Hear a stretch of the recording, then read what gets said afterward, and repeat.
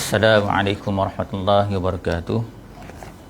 Alhamdulillahirabbil alamin wassalatu wassalamu ala sayyidina Muhammad wa ala alihi wa sahbihi ajma'in.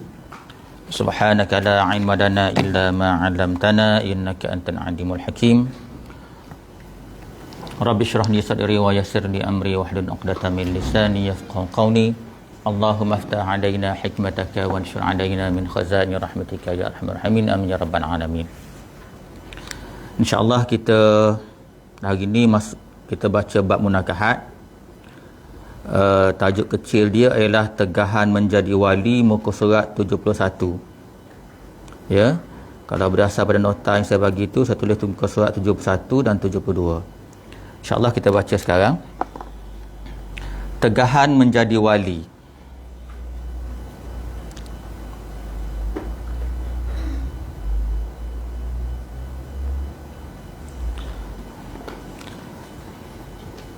Wali pada susunan wali-wali yang tersebut itu boleh tertegah daripada menjadi wali dengan sebab ada salah satu daripada sifat-sifat yang berikut.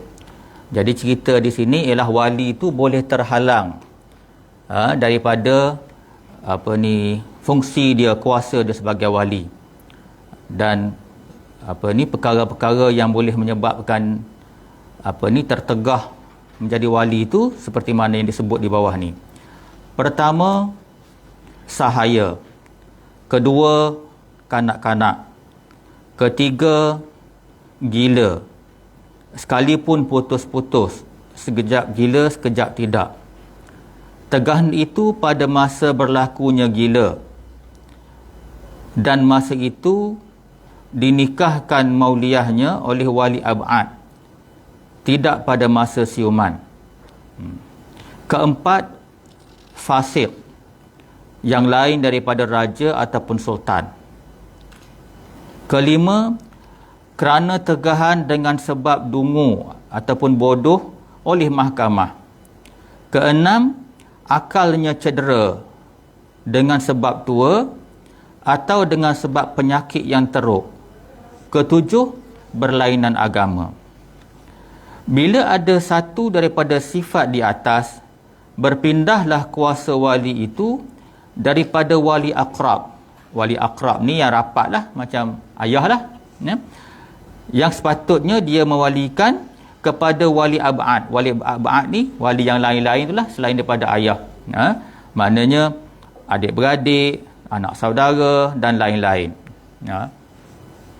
Baik, kita baca syarah dia.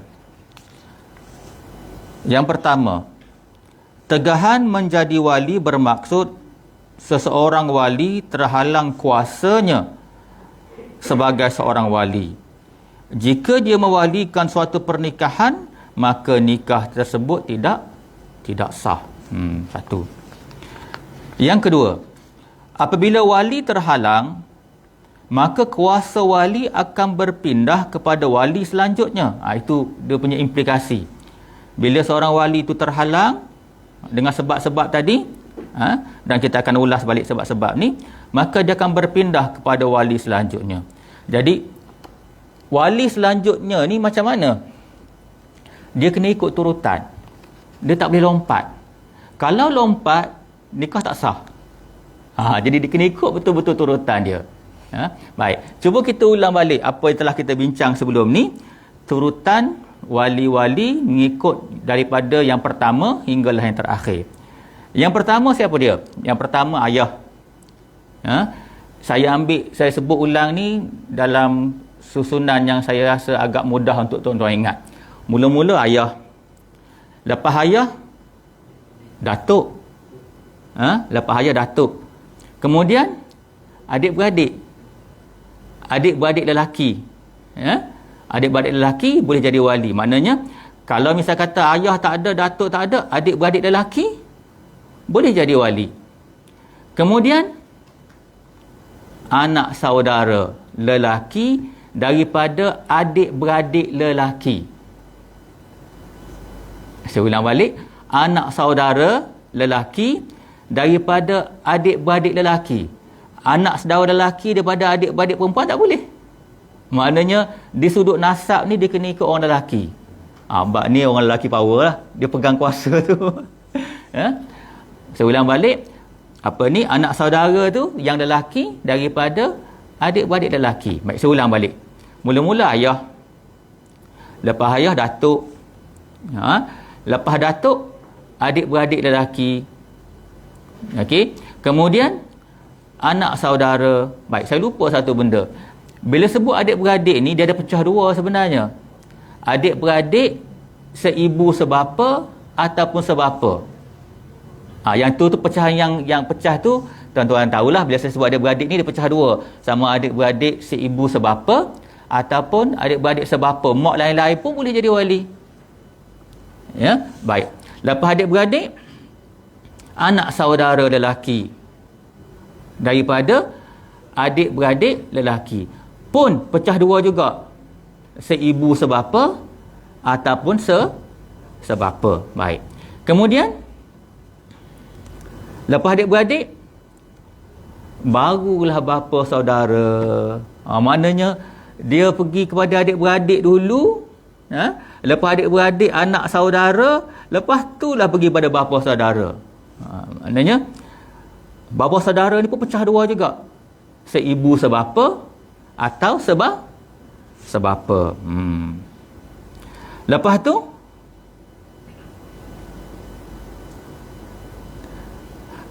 maaf, tadi yang bapa saudara tu di sebelah bapa, bukan sebelah mak. Mana semua tu mari daripada sebelah lelaki. Bukan sebelah mak, bapa saudara sebelah ayah. Kemudian sepupu pun boleh. Sepupu lelaki daripada pun pecah dua juga, seibu sebapa dan sebapa. Baik, poin dia di sini untuk tuan-tuan ulang balik, tengok balik nota yang sebelum ni lah. Yang penting di sini dia tak boleh lompat. Kalau misal kata ayah tak ada, pergi ke datuk. Ayah tak ada, datuk tak ada, baru pergi pada adik-beradik. Tak boleh ayah tak ada, datuk tak ada, pergi bapa saudara, tak sah. Tak sah. Ya? Baik, satu. Jadi poin penting di sini ialah maksud kuasa wali terhalang ni ialah kuasa tu berpindah kepada wali selanjutnya.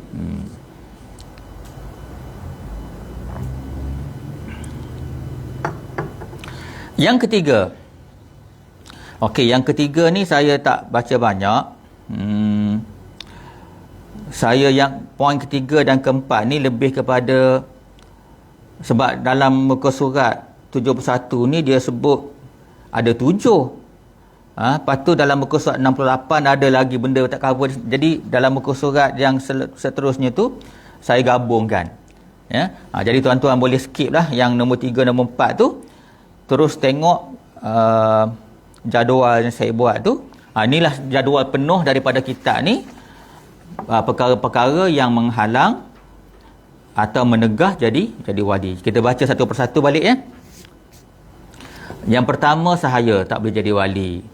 Yang ketiga, kanak-kanak pun tak boleh. Yang ketiga, gila pun tak boleh juga. Yang keempat, fasik. Kecuali raja saja. Raja walaupun fasik, dia boleh jadi wali. Mana wali hakim lah. Ya? Maknanya fasik dalam mazhab Syafi'i terutamanya tak sah. Ya? Dalam fiqh manhaji menjelaskan sifat adil pada wali. Maknanya sifat adil ni ialah lawan kepada sifat fasik.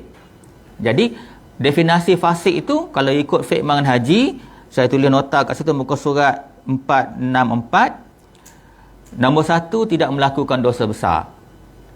Bila melakukan dosa besar walaupun satu, jadi fasik. Bila jadi fasik, tak boleh jadi wali. Kalau jadi wali tak sah nikah. Contoh dosa besar apa dia? Tinggal solat. Jadi kalau misal kata nak buang title fasik tu, kena taubat lah. Bila taubat, dia boleh jadi wali balik lah. Dan taubat tu kena menepatilah syarat-syarat taubat tu. Yang tu dalam bab lain pula. Yang pentingnya sini untuk buang status fasik akibat dosa besar tu, dia kena taubat. Kalau sebelum ni katakanlah ambil dadah ni pun dosa besar, dikiaskan daripada arak.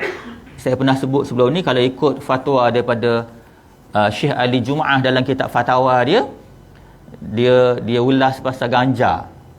Dia kata ganja ni lebih teruk daripada arak, ganja tu sendiri. Jadi kalau ganja teruk, kalau morfin teruk lagi lah kan, kalau syabu teruk lagi lah. Jadi semua ni kategori dosa besar. Jadi kalau kalau misal kata ayah tu, katakanlah ayah tu penagih, contoh dia berterusan penagih, tak sah lah jadi wali, tak sah. Jadi nak jadi wali kena taubat lah, kena berhenti. Kalau tak boleh juga, pergilah kepada orang kedua. Orang kedua ialah datuk. Yang kedua, sebab-sebab fasik tidak mengekalkan dosa kecil. Dosa kecil pun kalau dikekalkan jadi kebiasaan, dia jadi dosa besar. Bila dosa besar, fasik juga. Kemudian dalam fiqh manhaji juga kata tidak mencemarkan maruah diri seperti kencing di jalanan, berjalan tanpa kasut dan seumpamanya. Maknanya tidak buat benda-benda yang menjatuhkan maruah dia, tak membiasakan menjatuhkan maruah dia, pun dikategorikan kepada tidak adil ataupun menjadi fasik. Dalil dia ialah la nikaha illa biwaliyin mursyid. Hadis ini diriwayatkan oleh Imam Syafi'i, yang saya petik pun daripada fiqh manhaji. Huraian hadis, Imam Syafi'i berkata, maksud mursyid dalam hadis tersebut ialah adil. Ini kerana fasik merupakan kekurangan yang merosakkan persaksian dan dia menghalang pewalian dalam perkahwinan. Habis itu. Itu perkara berapa tu? Yang 1, 2, 3, 4. Yang kelima, kena tegahan dengan sebab dungu oleh mahkamah. Orang bodoh. Bodoh ni sebab sakit lah kan. Dia sakit ataupun daripada awal, daripada mula-mula, daripada dia beranak lagi, dia dungu, dan mahkamah memang ada rekod lah, ada rekod doktor, mahkamah pun kata begitu. Akalnya cedera dengan sebab, satu kena tegah dari sebab mahkamah tadi, akalnya cedera dengan sebab tua atau dengan sebab penyakit teruk. Memang contohnya anyuk, tak boleh jadi wali lah, mana dia gugur lah. Fiqh manhaji menjelaskan orang yang cacat fikiran kerana tua atau nyanyuk tidak boleh menjadi wali. Hal ini adalah kerana mereka tidak mampu memilih pasangan yang sepadan. Sebenarnya tugas wali ni besar. Tugas wali ni bukan sekadar nak baca lafaz ijab, tak. Dia menjaga anak perempuan dia tu dan pastikan kesejahteraan kepada anak dia dunia akhirat. Tugas besar tu sebenarnya. Mana tugas yang tak boleh main-main lah, tak boleh buat acuh tak acuh. Okey? Jadi untuk melaksanakan tanggungjawab, jadi nak pilih bakal suami untuk anak pun tanggungjawab besar juga.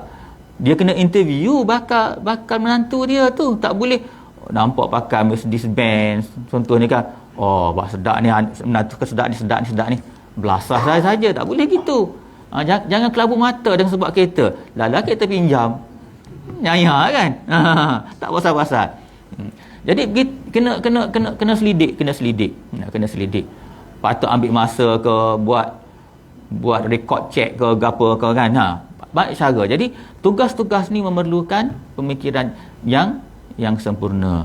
Mana kalau peringkat orang tua-tua dulu kan, dia macam tak berapa ambil berat detail nak kahwinkan anak. Sekarang ni kita jangan buat begitu dah. Kita kan, kebanyakan kita kan orang mengaji kan. Masuk keluar universiti, jadi cikgu. Biar nampaklah kecikguan tu. Kena cerdik sikit. Tugas wali ni berat. Kalau misal kata dia gagal, dia tanggungjawab. Dia kena jawab akhirat esok. Jangan main-main. Tugas wali ni. Berlaku apa-apa hal anak dia, dengan sebab kecuaian dia kena jawab. Tak boleh lepas. Saya ulang balik, fiqh haji menjelaskan orang yang cacat fikiran kerana tua atau nyanyuk tidak boleh menjadi wali. Hal ini adalah kerana mereka tidak mampu memilih pasangan yang sepadan.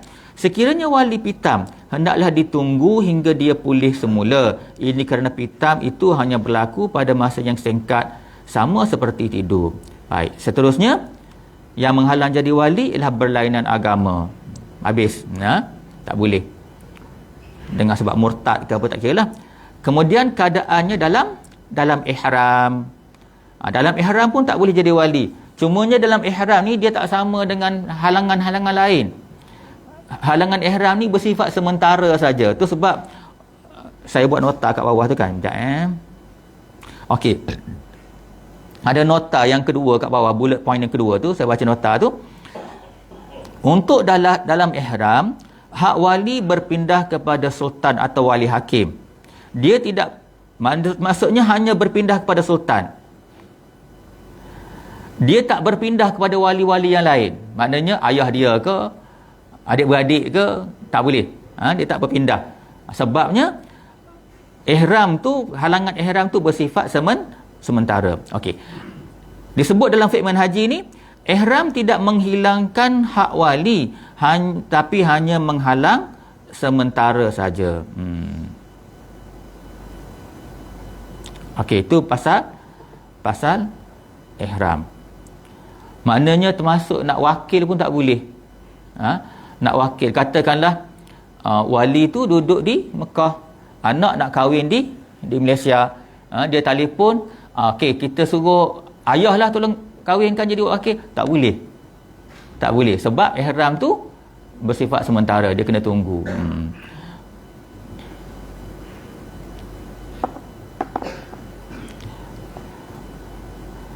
Yang terakhir bersifat boros. Bersifat boros. Ini saya petik daripada fiqh manhaji juga. Fiqh manhaji menjelaskan pemboros yang terhalang ialah yang membazir hartanya. Dia tidak dapat mengurus hartanya dengan sendiri, apatah lagi menjadi wali kepada orang lain. Maknanya orang bersifat boros semua tak boleh. Katakanlah dapat duit EPF. Katakanlah duit EPF RM50,000. Tak sampai sebulan habis. Ada jadi kita tak reti langsung mengurus, tak reti bajet, tak reti mengatur, merancang, semua tak reti. Ada yang jenis macam tu. Jadi kalau jenis macam ni, kalau duit boleh EPL RM50,000 tak sampai sebulan, macam mana dia nak menguruskan anak-anak dia? Contohnya kan. Jadi kes yang macam ni, mengikut pendapat dalam fiqh manhaji, tergugur, terhalang juga. Baik. Nota kat bawah tu saya tulis, fiqh idaman penuntut menjelaskan orang buta sah menjadi wali. Orang buta sah menjadi wali, bermaksud buta bukan satu penghalang untuk menjadi wali. Berlainan dengan saksi, nanti kita akan sentuhlah saksi lain. Saksi lain, maknanya orang buta dia sah menjadi wali.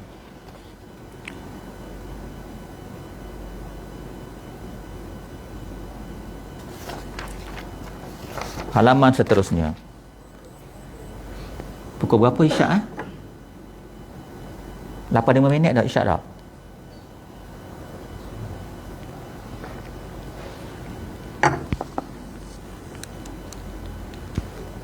Lepas 9. Baik, kita masuk halaman ke seterusnya. Halaman 72. Cawangan-cawangan masalah.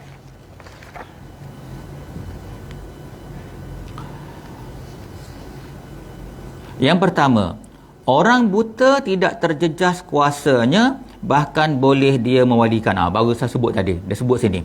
Orang buta boleh jadi wali. Demikian juga orang yang pitam, tetapi kena tunggu sampai ia baik, sekalipun lama beberapa hari. Berapa hari ni bukan pitam tak? Dia panggil apa ni?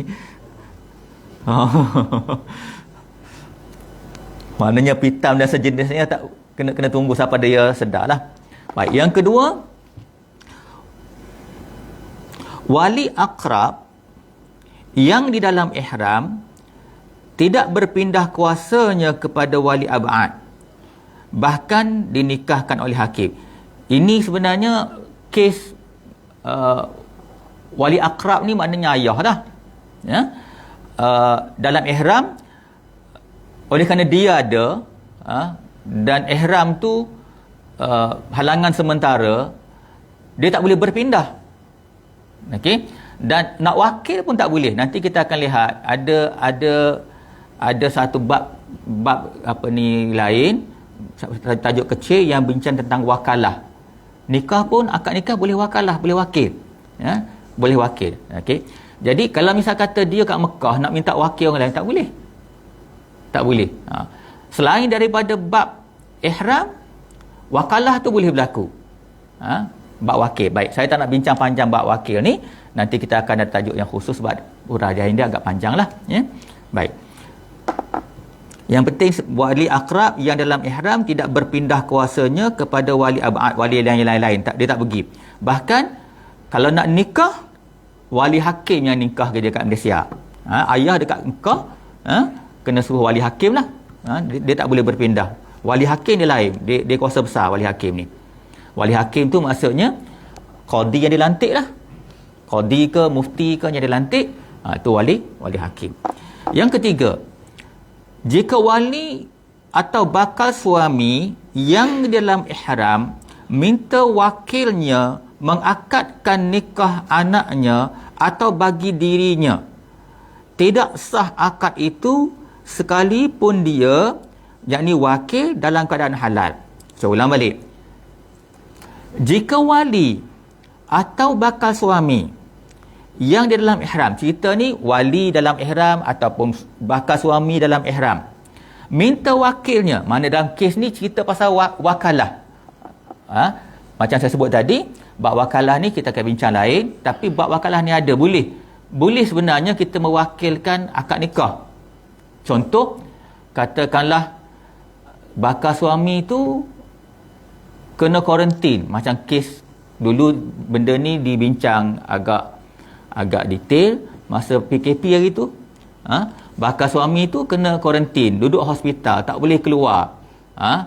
Tapi dah set dah, esok nak akad nikah, jemput orang panggil ramah dah, umpamanya kan. Pada ketika itu boleh wakil. Takkan nak ganti dengan adik pula kan, contohnya kan.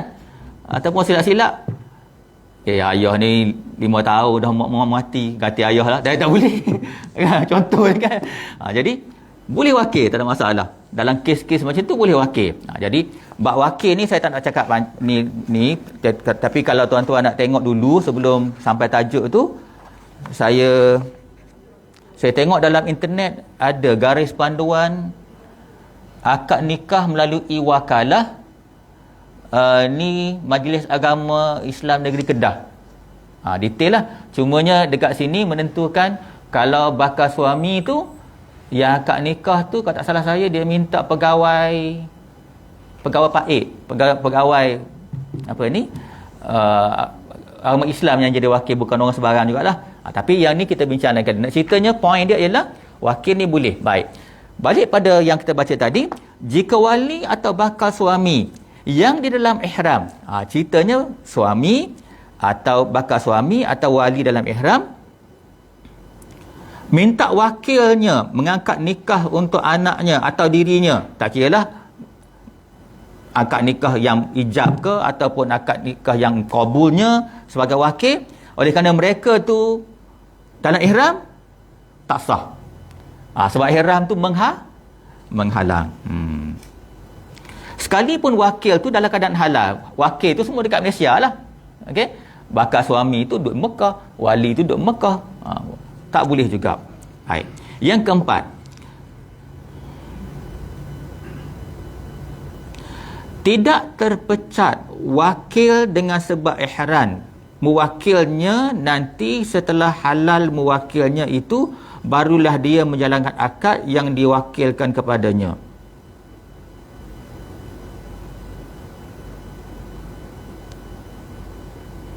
Belik sikit ayat ni dah.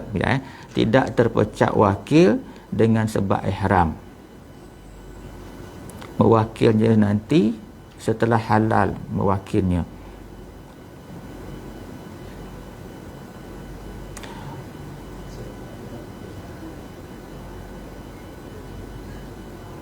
Tuan-tuan faham ke?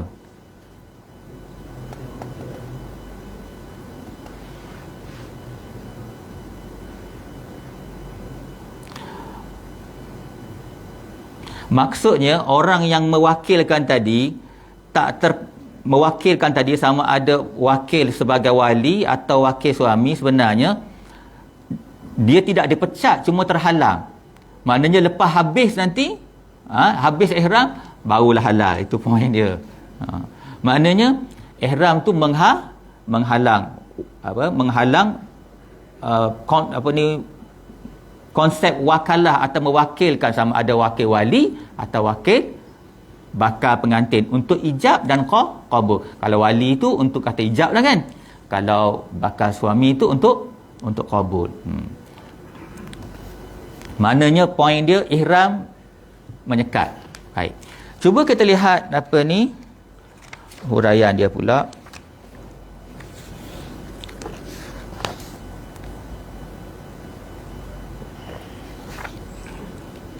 Yang pertama, buta mata tidak menjejaskan kuasa wali. Ini berbeza dengan saksi. Saksi berkehendak kepada celik, yakni tidak buta, dan berkehendak kepada mendengar. Maknanya saksi lain. Saksi mesti celik, mesti dia dengar. Sebab dia nak menyaksikan sesuatu yang besar depan dia. Okey? Dengan seseorang tu buta mata, dia masih boleh buat kerja dia sebagai wali kan. Dia boleh guna orang, dia boleh guna macam-macam lah, guna spy dia ke apa ke kan, dia boleh. Tapi saksi lain, sebab saksi dia kena menyaksikan event masa tu, peristiwa pada waktu tu, akad nikah pada waktu tu. Dia mesti. Itu beza dia. Fiqh Manhaji menjelaskan akad nikah juga tidak sah dengan saksi yang buta. Hal ini adalah kerana kata-kata tidak sabit melainkan dengan melihat dan mendengar. Mana kena tengok juga. Tidak sah akad nikah dengan saksi yang peka atau tidur. Ada ke saksi tidur?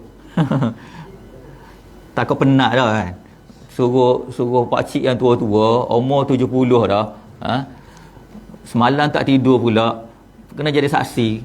Tidur. Maka tak sah lah kan. Tak sah. Hal ini disebabkan tujuan persaksian tidak tercapai kerana yang hendak disaksikan ialah perkataan melalui pendengaran. Maknanya tak boleh pekak, tak boleh tidur. Fiqh Manhaji kata begitu tu mungkin ada kes lah tu kan. Ada kes lah.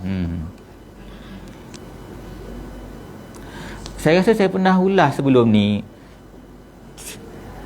Saksi pun, bila urusan saksi tak boleh pakai tangkap muat, kita kena check juga. Sebab saksi pun dah ada syarat-syarat dia. Antara benda besar ialah fasik.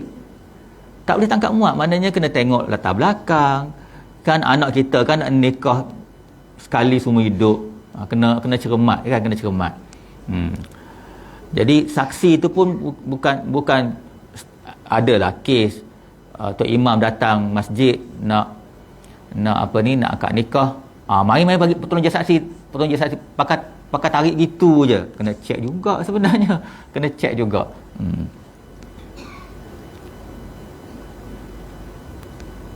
Yang kedua, wali dalam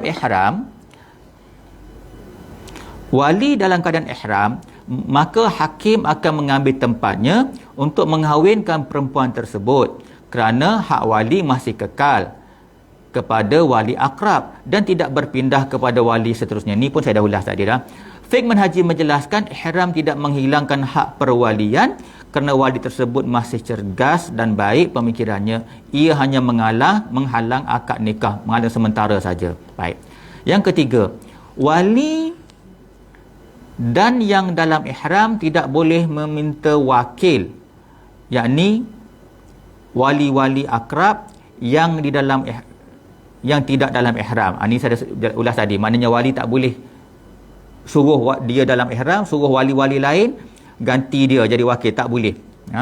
Sebab dia masih dalam ihram. Yang hanya boleh bantu dia wali hakim saja.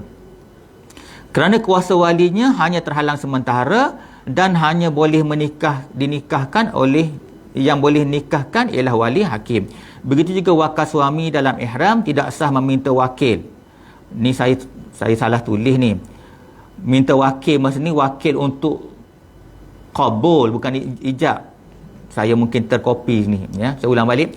Begitu juga bakal suami dalam ihram tidak sah meminta wakil menjadi wakil untuk qabul nikahnya. Yang tidak dalam ihram, maknanya kat Malaysia dah. Macam saya sebut tadi, wakil ni boleh. Dalam keadaan tertentu boleh. Cuma dalam bab ihram tak boleh. Untuk dia akad nikah kerana ia dalam ihram. Rujuk balik halaman 67, syarat-syarat bakal pengantin. Boleh ikut kan? Seterusnya.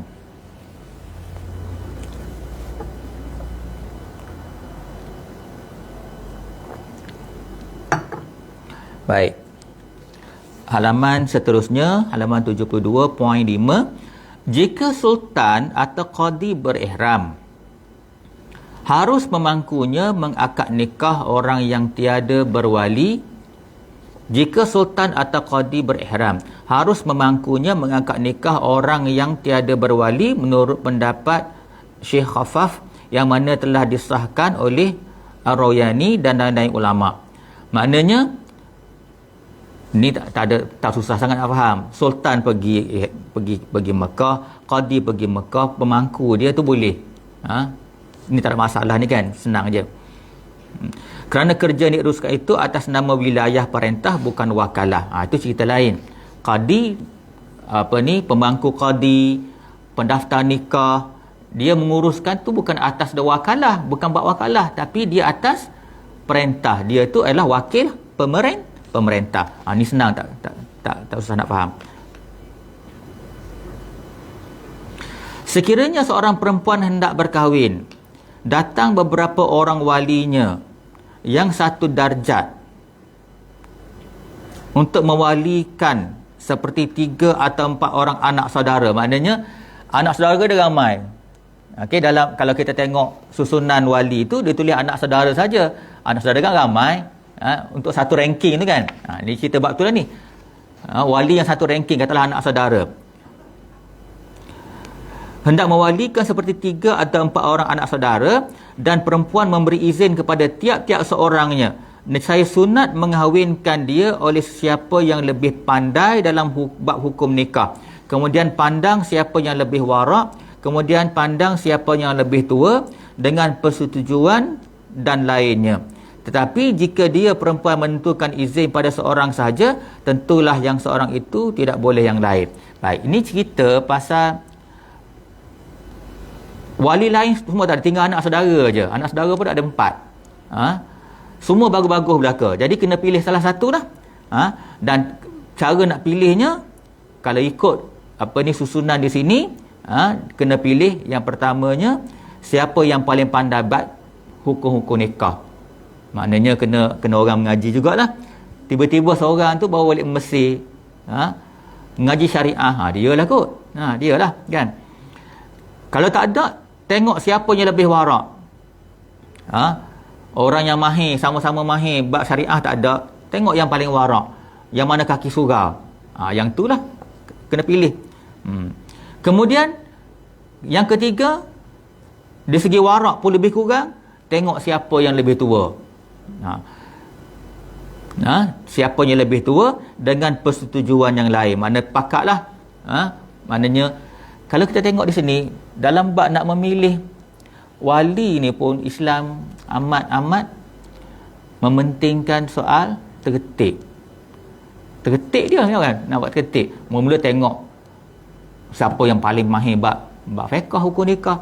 Okey, tak ada, tak apa. Lepas tu tengok pula siapa yang paling warak, siapa dengan kaki surau. Contoh dia, kalau kaki surau semua, tengok siapa yang paling warak. Umpama dia, yang ni kuat baca Quran, kuat amalan Quran umpama dia. Mungkin yang ni lebih warak kot dalam ramai-ramai yang warak tu. Tak ada, kalau semua sama pula, tengok mana yang paling tua. Kemudian jika pengantin perempuan telah menunjukkan wali tertentu secara khusus, maka dibenarkan pilihan pengantin perempuan. Maknanya kalau semua tu setara belaka, maka perempuan tu boleh memilih siapa yang dia nak. Jika berlaku perselisihan masing-masing hendak mewalikan, padahal lelaki yang meminang hanya seorang saja, kenalah buang undi. Tapi jangan berlaku dah berebut nak jadi wali. Jangan berlaku bubuk nak jadi wali. Kalau berlaku juga undi. Maknanya nak title wali lah. Tak boleh jadi wali songo, wali nikah jadilah kan. Undi. Baik, saya rasa habis dapat ni kot. Okey, kita pergi yang seterusnya. Oh, ada lagi. Ingatkan boleh habis dah ni. Okey, halaman yang 73.7. Berkaitan dengan masalah yang keenam, sekiranya lelaki yang meminang itu berbilang orangnya seperti 2 orang, hendaklah dikahwinkan dengan siapa yang dipersetujui oleh perempuan itu.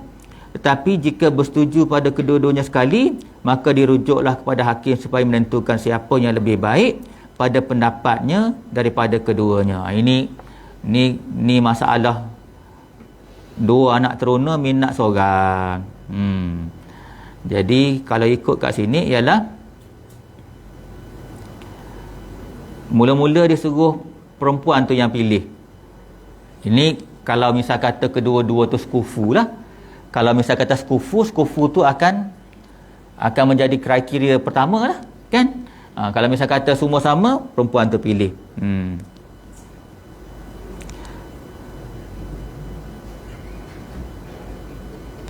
Tiba-tiba perempuan tu nak dua-dua sekali, setuju dua-dua. Pelik ni lagu ni. Pelik dua-dua ni.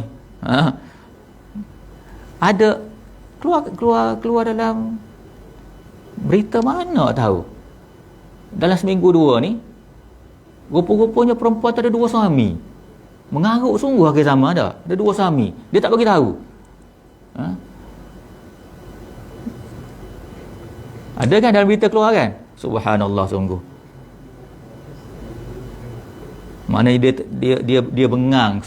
Lelaki boleh poligami, dia nak poligami juga. Boleh penyakit dah. Baik, kalau kes perempuan tu tak reti nak pilih, rujuk kepada hakim untuk menentukan siapa yang lebih baik pada pendapatnya daripada keduanya. Ini masalah pengurusan kan. Okey, yang ke-8, datuk harus melakukan akad pada kedua-dua pihak yang disebut dalam bahasa Arab mutawalli tarafin. Artinya dialah yang berijab dan dia juga berkabul, iaitu menikahkan cucu perempuan daripada anak lelaki dengan cucu lelaki daripada anak lelakinya. Ni yang jelasnya datuk tu boleh melakukan akad kepada, dia ada 2 cucu lelaki, cucu perempuan, dua-dua tu nak kahwin, dia boleh menjadi wali kepada perempuan. Tapi tetap qabulnya kena lelaki tu yang qabul. Kalau kita kadang-kadang bila kita baca ayat ni seolah-olah dia boleh buat dua-dua, tak betul. Maknanya dia jadi wali kepada kedua-dua, dia menjadi wali kepada perempuan dan menikahkan kedua-dua cucunya, cucu lelaki dan perempuan. Tapi yang qabul tu tetap yang lelaki kena qabul, bukan dia ijab saja. Poinnya sah dia jadi wali. Poin dia sah dia jadi wali. Baik, yang terakhir, alhamdulillah boleh habis hari ni. Sikit lagi ya. Halaman 73. Nak azan dulu ke? Azan dulu kot ya. Bagi signal orang nak solat kat rumah ke.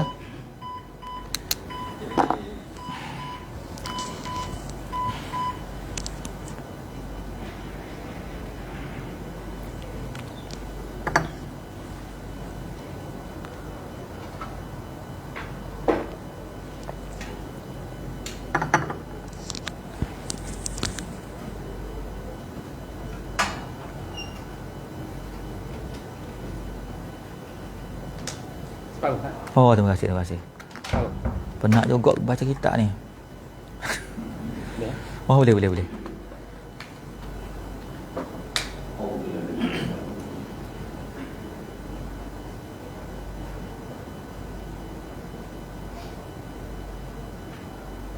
Allahu Akbar, Allahu Akbar.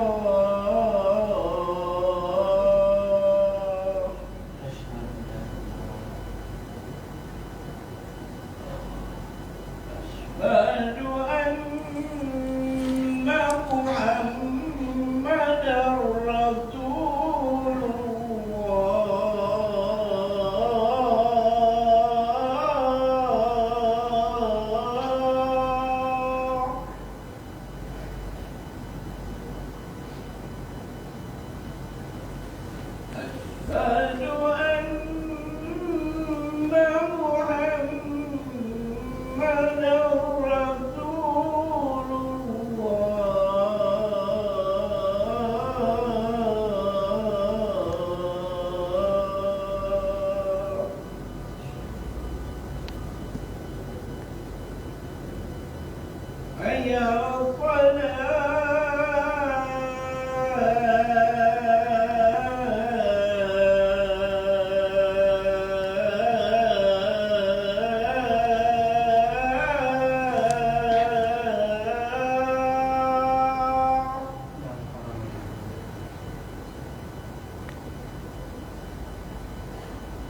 حي على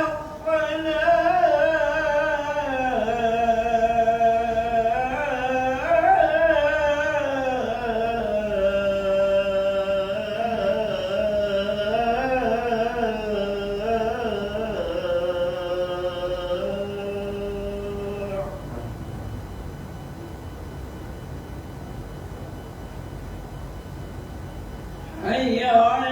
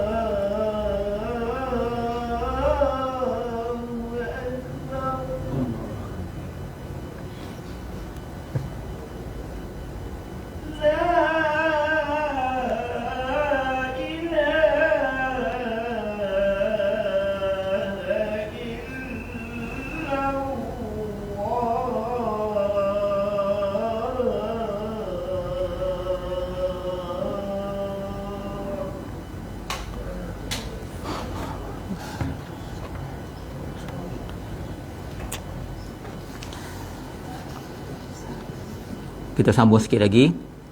Ni last sekali.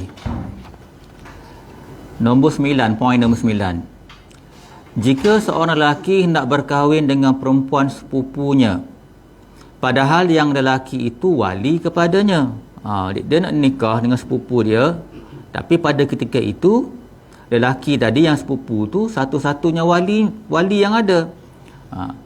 Tidak sah dia mengakad nikah untuk dirinya sendiri sekalipun dia berwakil kepada orang lain. Maknanya dalam keadaan macam tu dia tak boleh akad nikah diri dia sendiri, ataupun sebagai wali dia wakil kepada orang lain, tak boleh. Wakil tu maksudnya kuasa masih dengan dia lagi, dia wakilkan, tak boleh. Saya ulang balik. Tidak sah dia menikahkan untuk dirinya sekalipun dia berwakil kepada orang lain mengakadkan bagi pihaknya, atau dia berwakil kepada dua orang, tiap-tiap seorang satu pihak. Jadi dalam masalah ni kenalah yang mengakad nikah itu sepupunya yang lain. Maknanya kalau ada sepupu yang lain lah, yang satu darjatnya kena sepupu yang lain tu jadi wali. Sekiranya tidak ada, hendaklah dinikahkan oleh qadi. Jalan keluarnya ialah qadi atau wali hakim. Ni pun tak susah mana ni hal ni. Yang terakhir, qadi sendiri nak kahwin. Ni cerita qadi nak kahwin. Asyik duk tikahkan orang berpuluh beratus kan. Aku tak menikah, mana boleh. Ni qadi nak kahwin ni. Saya baca ni. Qadi sendiri nak kahwin dengan perempuan yang tiada berwali. Mana perempuan tadi tak ada wali, dia nak kahwin, kenalah dinikahkan oleh qadi lain atau naib qadi, tak ada masalah. Bila sebut qadi ni maksudnya dia ketua lah. Dalam satu-satu wilayah tu dia ketua. Kata dalam Selangor, dialah ketua umpamanya. Dia ketua, jadi bila dia nak kahwin tak ada masalah. Suruhlah timbalan yang lain. Ataupun qadi-qadi yang kecil. Kenalah dinikahkan oleh qadi lain atau naib qadi, kerana dia naik qadi menikahkan itu sebagai wilayah, sebagai kuasa. Maknanya qadi-qadi lain tu yang menikahkan dia bukan atas dasar wali. Jadi kalau kita baca tadi, dia nak dia nak bagi kita jelas beza di antara wali dengan yang menikahkan tu atas dasar pemerintah dia lain. Macam saya sebut adalah cerita wilayah ni kita akan bincang bab lain. Wilayah ni boleh. Wilayah tu maksudnya saya sebut wakil tu, wakalah tu boleh. Wilayah tu pemerintah wakalah tu boleh suruh wakil untuk ijab, boleh juga wakil untuk qabul.